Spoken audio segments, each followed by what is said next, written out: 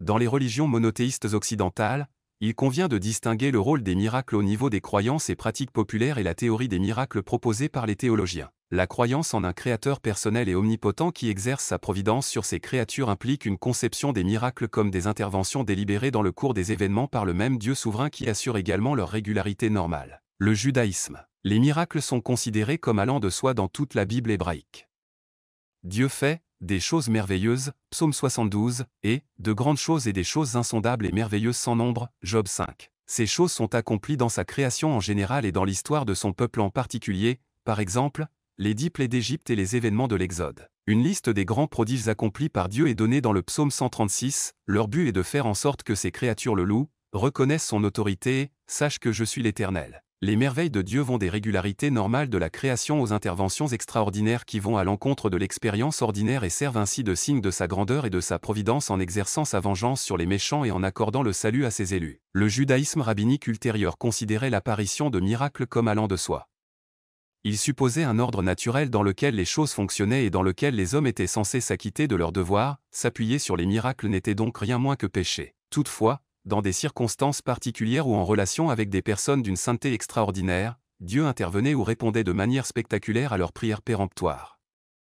Il ne s'agissait pas tant de suspendre que de relativiser la nature, dont le cours normal n'était qu'une expression possible de la volonté divine. Ce n'est qu'au Moyen Âge et sous l'influence de la philosophie gréco-arabe que le problème des miracles a été systématiquement discuté sur le plan philosophique et théologique. Le judaïsme rabbinique normatif, principalement préoccupé par l'accomplissement de la volonté de Dieu telle qu'elle est révélée dans sa Torah, loi, ou enseignement, ne s'intéressait guère aux miracles, bien qu'il acceptât, comme une évidence, la véracité des miracles relatés dans l'Écriture et dans le Talmud, le recueil des traditions, légendes et lois juives. Au niveau de la piété populaire, la magie et la croyance aux miracles ont toujours prospéré, notamment sous l'influence de la Kabbale, le mouvement ésotérique et mystique du judaïsme. Le mouvement hassidique, mouvement piétiste né en Europe de l'Est au XVIIIe siècle, a notamment produit une abondance de croyances et de légendes concernant la vertu miraculeuse, par la prière, l'intercession ou le pouvoir magique, des grands saints et rabbins du mouvement hassidique. Le christianisme. Les récits du Nouveau Testament sur l'avènement, la naissance, la vie, la passion et la résurrection du Christ comprennent de nombreux miracles. Les évangiles rapportent que Jésus a accompli des miracles de toutes sortes, il a ressuscité des morts, guéri des malades, chassé des démons et provoqué des miracles dans la nature, comme la multiplication des pains et la transformation de l'eau en vin dans la ville de Cana. Contrairement au Bouddha et à Mahomet, Jésus avait une attitude ambiguë à l'égard des miracles. D'une part, il les accomplissait comme un signe de sa mission et de la venue imminente du royaume de Dieu et, d'autre part, il réprouvait le désir de miracles et a interdit à plusieurs reprises aux disciples de faire connaître ces miracles, insistant sur le fait que c'était la foi seule qui accomplissait les miracles.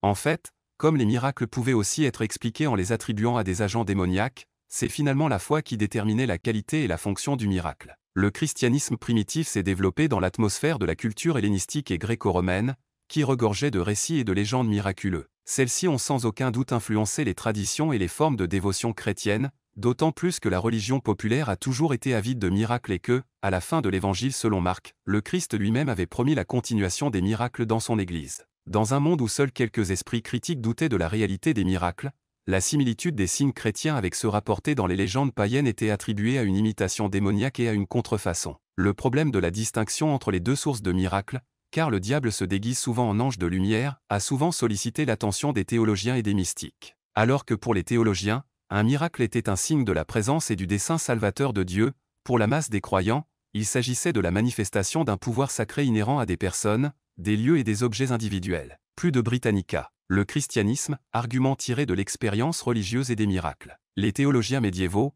et en particulier saint Thomas d'Aquin, ont enseigné que, de même que toute connaissance est dérivée de faits sensibles, de même, un certain degré de connaissance surnaturelle des objets de la foi peut être obtenu par certains effets surnaturels que l'on appelle miracles. Cette doctrine suppose déjà un système de causalité naturelle que Dieu, bien qu'il agisse normalement par le biais de la loi naturelle dont il est l'auteur et le créateur, peut temporairement mettre de côté.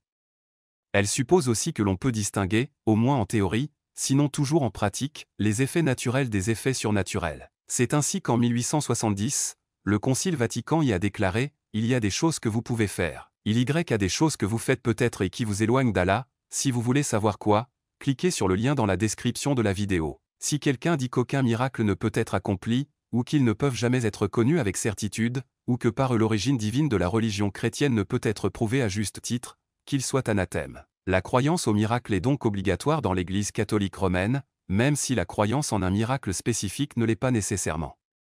Le protestantisme classique, cependant, a limité sa croyance aux miracles relatés dans les Écritures. L'islam part du principe qu'Allah, Dieu, fait des miracles et qu'il en a fait dans le passé, par exemple par l'intermédiaire de Moïse, de Salomon et de Jésus, mais surtout pas par l'intermédiaire du prophète Mahomet. Selon le Qur'an, Muhammad a explicitement rejeté l'idée de prouver sa vocation par des signes et des miracles. Le Qur'an lui-même était le plus grand des miracles, et il n'était qu'un messager humain et un prédicateur de repentir. Néanmoins, les récits qui ont suivi ont investi sa naissance et sa vie de détails superlativement miraculeux. L'islam populaire, en particulier sous l'influence des soufis, mystiques islamiques, regorge de miracles, de pèlerinages sur les tombes de saints prodigues, etc. La théologie dogmatique reconnaît également les miracles comme des faits. La particularité de la théologie musulmane est que, contrairement à la théologie chrétienne, elle n'accepte pas l'idée de la nature comme une entité fonctionnant selon des lois fixes ordonnées par le Créateur. Étant donné que l'univers est constamment recréé par Allah dans des atomes de temps successifs, la régularité naturelle n'est rien d'autre que la régularité de l'habitude d'Allah de recréer l'univers. Ainsi, le miracle est une dérogation à l'habitude du Dieu omnipotent, mais ne diffère pas, en principe, de cette dernière. La dogmatique musulmane distingue les miracles, karmt, dont Allah entoure ses saints, oli, comme marque de distinction, et les signes, it, également mujistes, littéralement, actes d'une nature écrasante. Ces derniers sont accomplis par Allah pour prouver l'authenticité de ses messagers et pour écraser et réduire au silence leurs opposants. Ces miracles, qui s'écartent du cours habituel des choses et sont d'une nature telle que d'autres ne peuvent les produire, sont le témoignage d'Allah de la sincérité de ses apôtres. Le problème est cependant compliqué par le fait que Satan aussi peut faire des miracles. D'une manière générale, les miracles ne jouent pas de rôle dans la vie continue de l'islam orthodoxe, bien qu'ils occupent une place importante